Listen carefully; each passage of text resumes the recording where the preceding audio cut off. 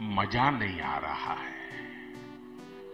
তো বস, এখন কথা হবে এবছরের মোস্ট অ্যান্টিসিপেটেড ছবিগুলোর মধ্যে অন্যতম দ্য রাজা সাহেবের টিজার নিয়ে, যেটা আমি 7 থেকে 8 বার দেখলাম, শুনলাম। তো কেমন লাগলো এই টিজারটা আমি জানি কমেন্ট বক্সে এবার লোকে রেগে যাবে, তারা গালবন্ধ করবে, ফ্যান্সরা তো আরও বেশি রেগে যাবে। তার কারণ এই টিজারটা আমার সেরকম ভালো লাগেনি।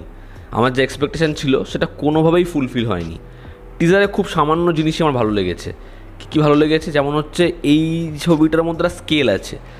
এবার টিজারের মধ্যে যে মহলটা দেখাচ্ছে সেটা কিন্তু কোনো অরিজিনাল মহল না, তোমরা যদিও বুঝতেই পেরেছো, সেটা ক্রিয়েট করেছে। এবং আমি কয়েকদিন আগেই পড়ছিলাম প্রায় 49,000 স্কোয়ার ফিটের এই পুরোপুরি মহলটা ক্রিয়েট করা।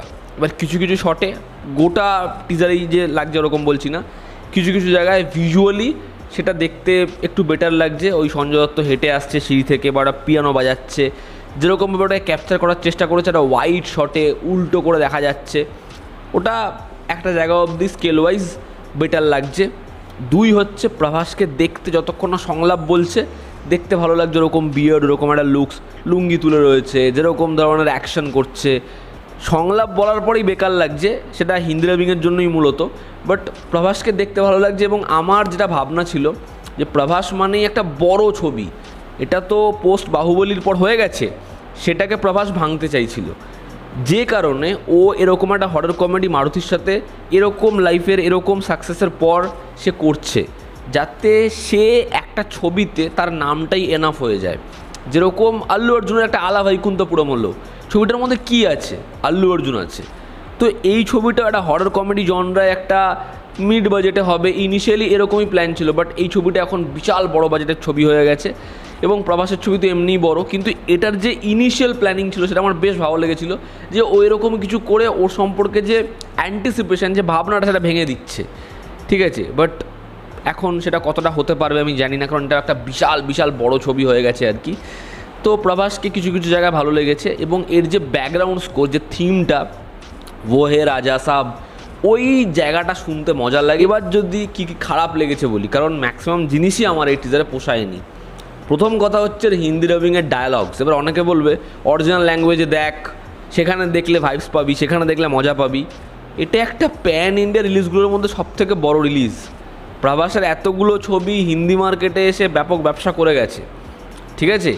তো তারপরেও যদি এই ছবিটার হিন্দি ডাবিংকে ডিপেন্ড করতে হয়, তাহলে এর থেকে বড় লজ্জার কিছু নেই। কারণ এই ছবিটার ব্যবসা সবথেকে বড় অংশ হয়তো ডিপেন্ড করবে হিন্দি মার্কেটে, এবং সেটা হয়তো করেও নেবে। তারপরেও এরকম ধরনের ডায়ালগস, যে দাদা নে নানি কি याद दिला दी, বা নানা নেই দাদি কি याद दिला दी, যাই হোক, ঠিক আছে, এগুলো কী সংলাপ? না সে মেয়ে কাট লিয়া হোগা, এগুলো মানে জাস্ট ফালতু সংলাপ। প্রত্যেকটা হিন্দি ডাবিংয়ে শুনতে খুব জঘন্য লাগে। একটা এরকম ধরনের horror comedy, horror is a new humour, তো অ্যাটলিস্ট সেই হিউমারটায় হাসি তো পাবে। একটা সিঙ্গেল কোনো ডায়ালগ নেই, একটা সিঙ্গেল কোনো জায়গা নেই যেটাতে হাসি পায়। উল্টো মনে হয় এটা কী বলছে, এরকম ক্রিঞ্জ, এরকম ধরনের ডায়ালগস, এত বড় ছবি, তো সেটা ডাবিং প্রপারলি হবে না। আমার হিন্দি ডাবিং এবং ডায়ালগস জাস্ট পোষায়নি, একদম পোষায়নি। এবং এখানে যেরকম ধরনের অ্যাক্টিভিটিস তারা করেছে সেগুলো খুব খুব ক্লিশে, এই জন্য ডিরেক্টর ম্যাটার করে, ঠিক আছে? আজকে হরর কমেডি ইউনিভার্স স্ত্রীর বানাচ্ছে আমার কৌশিক, আর এখানে বানাচ্ছে এটা মারুতি। মানে আমার কৌশিক, যদি আমরা তার স্ত্রী ছবিটা বাদও দিই, সে একজন ভালো পরিচালক, সে বালার মতো সিনেমা বানায়, তো ক্রিয়েটিভলি সে খুব স্ট্রং। আর এখানে মারুতি আজীবনে সে ভালো ছবি বানায়নি, মারুতি খুব ব্যাকডেটেড একজন পরিচালক। এবার আমি জানি না মানে মারুতির সাথে প্রভাসের কোলাবোরেশন কেন, তার কারণ প্রভাস এত ভালো ভালো ডিরেক্টরের সাথে কাজ করছে। তার লাস্ট ছবি ছিল কলকি, তার আগে সালার, এবং তার লাইন আপে নেক্সট কী কী ছবি আছে।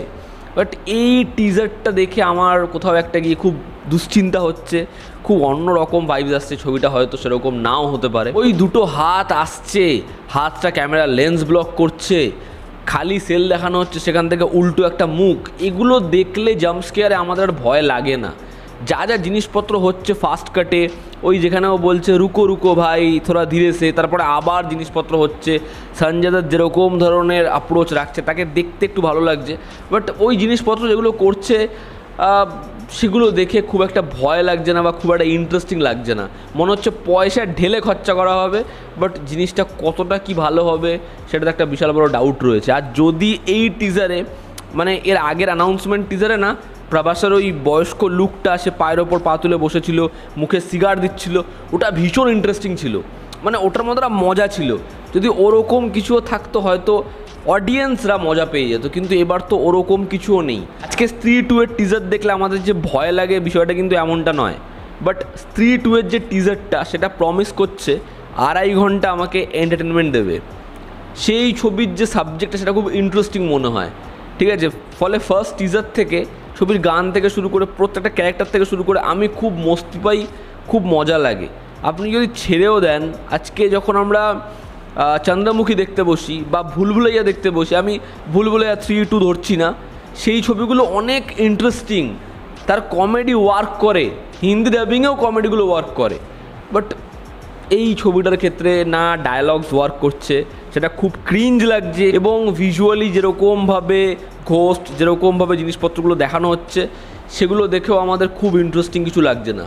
হ্যাঁ, পয়সা খরচা করা হয়েছে সেটা পরিষ্কার বোঝা যাচ্ছে। এবার দেখার এই হরর কমেডি ছবিটা বক্স অফিসে কীরকম কী রেসপন্স পায়, ছবিটা হয় কেমন। ছবিটা 5ই ডিসেম্বর আসবে, দেখার ছবিটা হয় কেমন। প্রভাসের পরপর 2টো ছবি ভালো হয়েছে, সাকসেসফুল হয়েছে, দেখার এই ছবিটা কি আবার ভালো হয়, সাকসেসফুল হয়। তো এই ছিল আজকের ভিডিও। এতে আপনাদের কি অপিনিয়ন জানাবেন, জনতা আমাদের পাশে আছে। আবার দেখা হচ্ছে, টেক কেয়ার।